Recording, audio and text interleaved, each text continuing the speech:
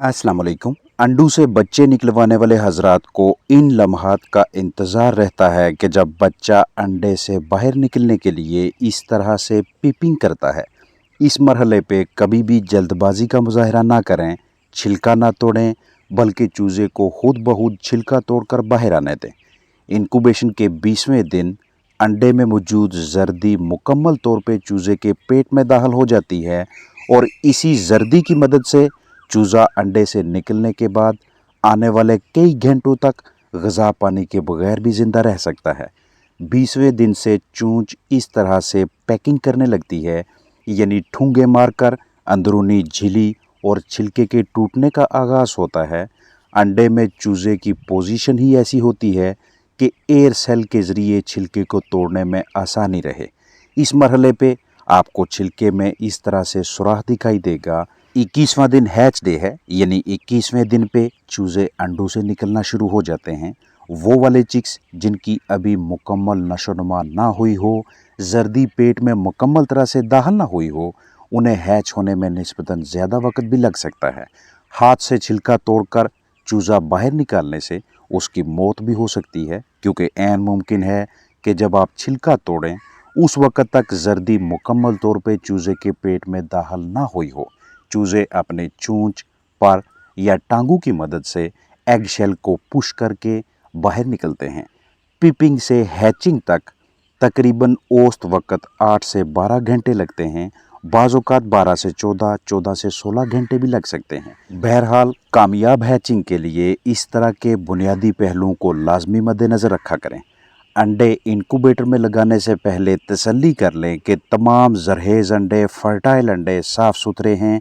अगर साफ़ नहीं हैं तो सफाई करें, जरासीम कुशी करें और फिर अंडू पे उस दिन की तारीख लिखें या ट्रे में तारीख और अंडू की तादाद लिख कर रख लें। फिर अंडे इंक्यूबेटर में रखें। हफ्ता 10, 12 या 14 दिनों के बाद अंडू की कैंडलिंग करें। अंडू से रोशनी गुजारें। जिनमें बच्चा चूज़ा बन रहा है वो अंदर रहने दें। जिन अंडू में चूज़ा नहीं बन रहा वो बाहर निकाल दें, ताकि इंक्यूबेटर में कदरे इजाफी जगह बनी रहे। आप मज़ीद जरहेज़ अंडे रखना चाहें तो रख सकें। इंक्यूबेटर कहाँ, किस जगह पे रखना है, ये एक अहम तरीन पहलू है। इंक्यूबेटर ऐसी जगह पे रखना चाहिए जहाँ बार बार दर्जा हरारत में ज़्यादा तब्दीली ना आए, यानी हद से ज़्यादा टेम्परेचर का उतार चढ़ाव ना हो, बहुत ज़्यादा वेरिएशन ना हो, जैसा कि बरामदा या वो कमरा जिसे बार बार खोलने की ज़रूरत पड़े। इंक्यूबेटर ऐसे कमरे में रखें जिसे वक्तन फ़ौक्तन खोलना ना पड़े। कमरा हल्का सा हवादार हो, जिसमें खिड़की या एग्जॉस्ट फैन नस्ब हो। आपकी रिहाइश गाह डबल स्टोरी वाली है तो ग्राउंड फ्लोर में इंक्यूबेटर रखने को तरजीह दें या बेसमेंट में रखें, ऊपर वाले कमरे में ना रखें। इंक्यूबेटर रखने के लिए वो वाला कमरा सबसे बेहतरीन है जिसमें दर्जा हरारत 30 डिग्री सेल्सियस से लेकर 31 डिग्री सेल्सियस के दरमियान रहे। इससे ज़्यादा तजावज़ ना करें। मुर्गी, मोर, टर्की और बतख के अंडों के लिए इंक्यूबेटर में 37.5 डिग्री सेल्सियस से 37.7 डिग्री सेल्सियस तक दर्जा हरारत बरकरार रखें, जो कि फ़ारेनहाइट में 99.5 से लेकर 99.86 यानी लगभग 100 डिग्री फ़ारेनहाइट होगा, या 98.5 डिग्री फ़ारेनहाइट से 100 डिग्री फ़ारेनहाइट तक। टेम्परेचर की दर्जा हरारत की ये वाली रेंज सेट करने से बेहतरीन हैचेबिलिटी, अंडू से चूज़ों का अच्छा तनासब हासिल होता है। मुर्गी के अंडू के लिए आगाज़ में नमी का तनासब 55% से लेकर 60% के दरमियान रखें। अगर आपने इंक्यूबेटर में मोर, फीजेंट, टर्की वगैरह के अंडे लगाने हैं तो नमी 60% से लेकर 70% के दरमियान भी रख सकते हैं। 18 दिनों तक मुर्गी के अंडों को सेटर में रखें और अगले 3 दिनों के लिए हैचर में मुंतकिल कर दें। इंक्यूबेशन के आखिरी 3 दिनों में दर्जा हरारत कदरे कम कर दें और नमी में इजाफा कर लें, यानी दर्जा हरारत लगभग 36.7 डिग्री सेल्सियस या 98 डिग्री फ़ारेनहाइट और नमी 65% तक। ये वाला इंक्यूबेटर 100 अंडों के लिए है। इंक्यूबेटर में नमी का मुनासिब तनासब बरकरार रखने के लिए ह्यूमिडिटी कंट्रोलर के मतबादल के तौर पे नीचे की जानब यहाँ पे इस साइज़ का बर्तन रखना भी अच्छी हिकमत अमली है, ताकि इजाफी खर्चा न करना पड़े। बॉक्स के साइज़ के हिसाब से इस साइज़ के बर्तन में पानी भर के मौजूद नमी बरकरार रखना आसान रहता है। अंडों को हरारत की फराहमी के लिए यहाँ 60 वाट के बल्ब लगाए गए हैं ताकि बल्ब के नीचे आने वाले अंडों पे बराह रास्त इजाफी हरारत ना पड़े। बॉक्स के अंदर एक जैसा दर्जा हरारत तकरीबन एक जैसी गर्माइश की फराहमी के लिए फ़ैन नस्ब किया गया है, जो टेम्परेचर के साथ साथ दरकार नमी को भी बरकरार रखने में मुआवनत करता है। मुर्गी के अंडे 21 दिनों के बाद हैच होंगे, मोर के अंडे 26वें दिन, 27वें दिन, फीजेंट का 32वें दिन और डक का 28वें दिन पे 37.2 डिग्री सेल्सियस पे इंक्यूबेटर ऑन हो जाएगा और 37.7 डिग्री सेल्सियस पे ऑफ हो जाएगा। बाहर की जानब सेंसर नस्ब भी हो तो भी अंदर की जानब टेम्परेचर मीटर लाजमी रखें ताकि कैलिब्रेशन कर सकें।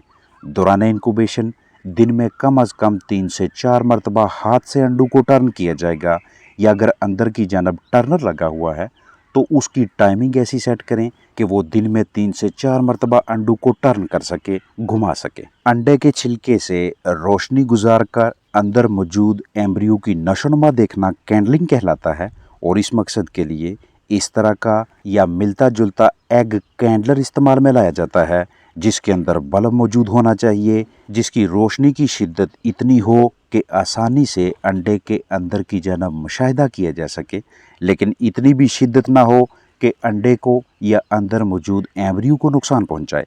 एग कैंडलर को इस्तेमाल करने का मुकम्मल तरीकाकार आपको मालूम होना चाहिए। एग कैंडलर घर पे खुद भी तैयार कर सकते हैं और बना बनाया भी खरीद सकते हैं। कैंडलर इंक्यूबेटर के करीब रखें, ऑन करें, ऊपर अंडा रखें और मुशाहिदा करके कैंडलर ऑफ कर दें।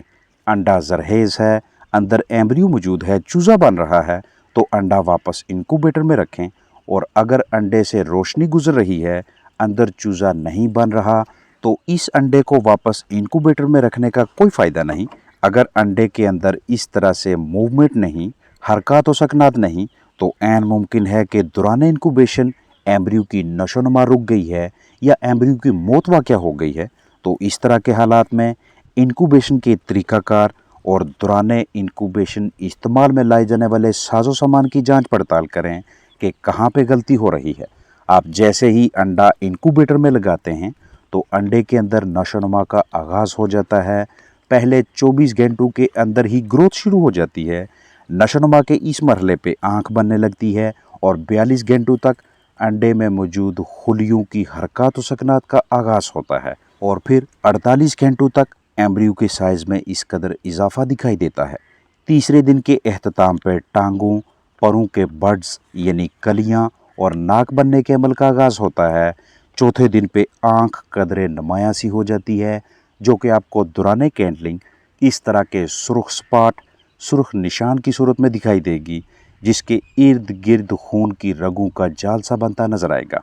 5वें दिन एम्ब्रियो के साइज़ में मज़ीद इजाफा होगा। 6ठे दिन एम्ब्रियो के एल्बो और घुटने के जोड़ बनने का आगाज़ होगा।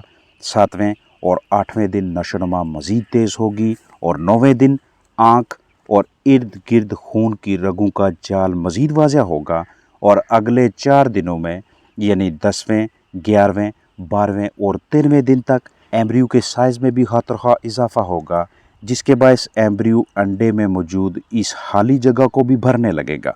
14वें दिन आप अंडे के अंदर मौजूद नशोनुमा पाते हुए एम्ब्रियो की हरकत को वाज़ह तौर पे देख सकते हैं। कैंडलिंग जितनी कम होगी उतना जरहेज अंडों से चूज़ों का तनासब अच्छा निकलेगा।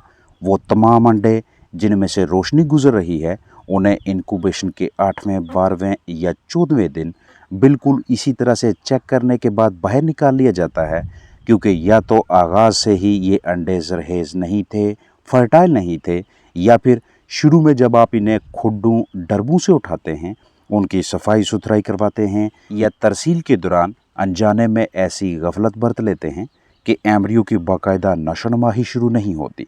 बाकी के अंडे जिनमें एम्ब्रियो की नशोनुमा हो रही है, वो आपको ऐसी काली रंगत में दिखाई देंगे। एक सेहतमंद माँ की जानब से अंडे की जर्दी के ज़रिए एंटीबॉडीज़ आगे औलाद में मुंतकिल होती हैं, यानी चूज़ा अपनी माँ से जर्दी के ज़रिए एंटीबॉडीज़ लेता है, जिन्हें मैटरनल एंटीबॉडीज़ का नाम दिया जाता है। जितने मजबूत इम्यून सिस्टम वाली माँ होगी, उतनी ताकतवर एंटीबॉडीज़ औलाद में मुंतकिल होंगी।